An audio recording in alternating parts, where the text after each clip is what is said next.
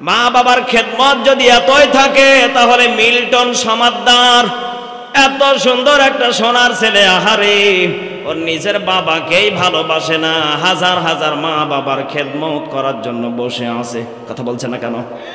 Social মিডিয়াতেও এখন virus, ও তো ভাইরাল না। ও যে কথাগুলি বলেছে, কয় আমি প্রত্যেকটি পাগল পাগলিকে রাস্তা থেকে তুলে নিয়ে এসে, যারা বৃদ্ধাশ্রমে যাদের মাগুলি পড়ে আছে তাদেরকে তুলে নিয়ে এসে আমি আমার যতটুকু পারি আমার টাকা পয়সা দিয়ে আমি তাদেরকে খেদমত করে সুস্থ বানাই। চিৎকার মেরে বলেন না আল্লাহু আকবার। ইদানিং তাকে দেখা গিয়েছে উনি নাকি ওই মহিলাদের, ওই পাগল পাগলিদের ওই কিডনিগুলিকে বিক্রি করে কোটি কোটি টাকার মালিক হয়ে গেছে। নাউজুবিল্লাহ বলেন। আসলে এর আসল তথ্য গবেষণা চলতেছে, কিন্তু আমি মিল্টন সমাদদার ভাইকে বলতে চাই, শুধু মিল্টন সমাদদার ভাইকে না, কত সোনার ছেলেদের মা বোনগুলি আজকে বৃদ্ধাশ্রমে। কথা বলেন ঠিক কিনা?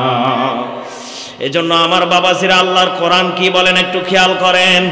আল্লাহ বলেন ওয়াখফিদ লাহুম জানাহাদ-দুল্লি মিনার রাহমাতি ওয়া কুর রাব্বিরহামহুমা কামা রাব্বায়ানি সগীরা।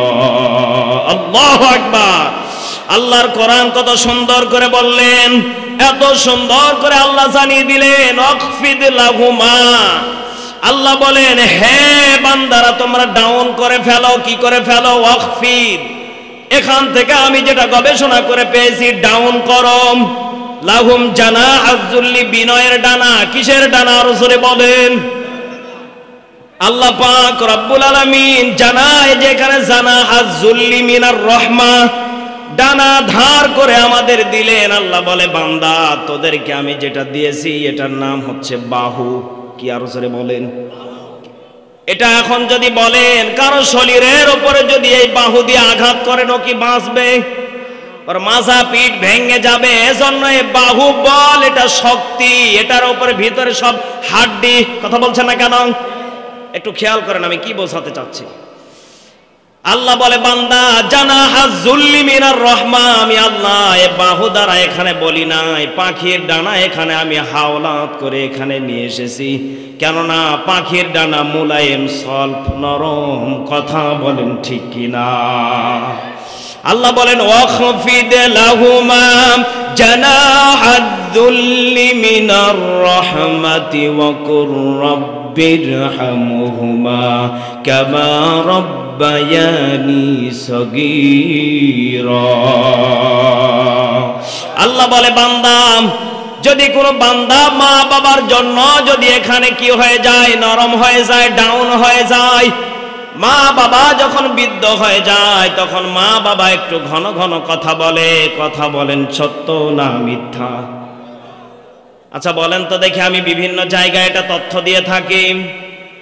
ধরেন আমার হাতে এক গ্লাস পানি আছে, এই পানিটা ছোটবেলা আপনি মা বাবাকে যতবার জিজ্ঞাসা করেছেন, বাবা এটা কি, বাবা বারবার বলেছে এটা পানি, এরপরও বাবা কি বিরক্ত হয়েছে?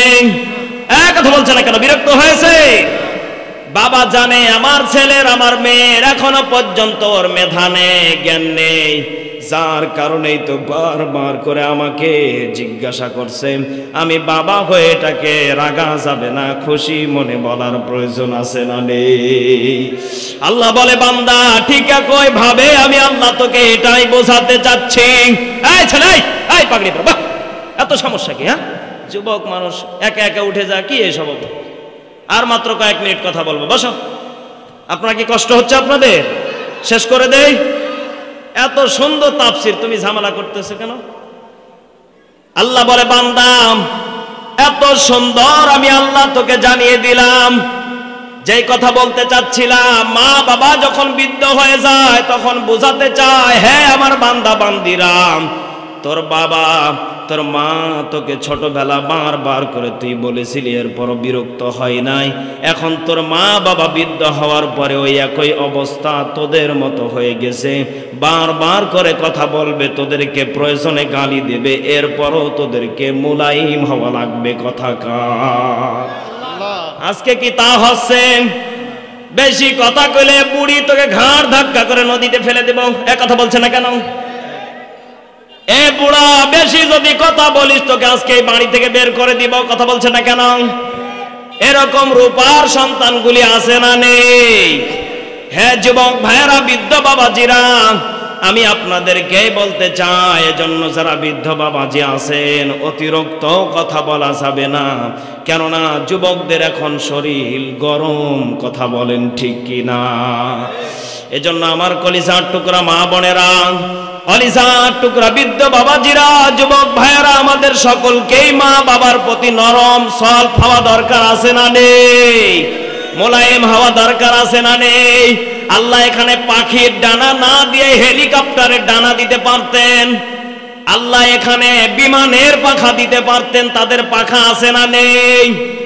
আল্লাহ বলে, বান্দা বান্দা তোর যে বাহুবল দিয়েছি এর চাইতে ওই পাখাগুলি আরো শক্ত। কথা বলেন। আমি আল্লাহ তাদের পাখাগুলিকেও দেই নাই, কেননা জানা হাজ্জুল্লি মিনার রহমা, আমি আল্লাহ পাখির ডানাকে এই জন্যে দিয়েছি। পাখিটা দেখবেন যখন একটা মুরগি বাচ্চা উঠায়, কি উঠায় আর জোরে বলেন? আমি এবার রমজানে তারাবি পড়াই নাই, বাসাতে ছিলাম। আমাদের মুরগিতে 8টা না 9টা বাচ্চা ফুটিয়েছে। আপনাদেরও বাসাতে আছে, আপনি লক্ষ্য করে দেখতে পারেন। এখান থেকে আমি একটা গবেষণা করে বের করেছি। আল্লাহ বলে, বান্দা এই মুরগিটা বাচ্চাদেরকে নিয়ে পিক পিক পিক পিক করে রাস্তা দিয়ে হাঁটে। কথা বলেন। এই মুরগিটা যখন বাচ্চাগুলিকে নিয়ে হাঁটে, এক ধরনের পাখি আছে, সিল পাখি না কাক, কাক আছে। কাকগুলি সবল দেওয়ার জন্য তৈরি থাকে। কথা বলেন। এই কাকটা আকাশের দিকে 2টা ডানা মেলে উড়তে থাকে। তার মা যখন, মুরগির মা যখন দেখে ফেলে, মুরগি সঙ্গে সঙ্গে বাচ্চাগুলিকে ইশারা করে ডাক দিয়ে 2 ডানা দিয়ে ভিতরে ঢুকিয়ে আনন্দ করে। চিৎকার মেরে বলেন না আল্লাহু আকবার। আল্লাহ বলে, বান্দা অবশ্যই আমি আল্লাহ এ মায়া এ দয়া একটা মুরগির ভিতরেও দিয়ে দিয়েছি। আল্লাহু আকবার বলেন না কেন? কিন্তু আজকে বড় দুঃখজনক হলো, এটা সত্য কথা। আজকে মা বাবা কত কষ্ট করে লালিত পালিত করে আপনাকে আমাকে এত বড় করলো, আহারে সেই মা বাবার প্রতি আজকে জুলুম করে সন্তান আছে না নেই? আল্লাহ বলে, বান্দা ওয়াবিল ওয়ালিদাইনি ইহসানা। আল্লাহু আকবার বলেন। আল্লাহ বলে, বান্দা মা বাবার প্রতি যেই সন্তান ইহসান করবে, মা বাবার প্রতি ভালোবাসা দেখাবে, আমি তাকে অবশ্যই জান্নাতুল ফিরদাউস নামক জান্নাত দেব। চিৎকার মেরে বলেন না সুবহানাল্লাহ।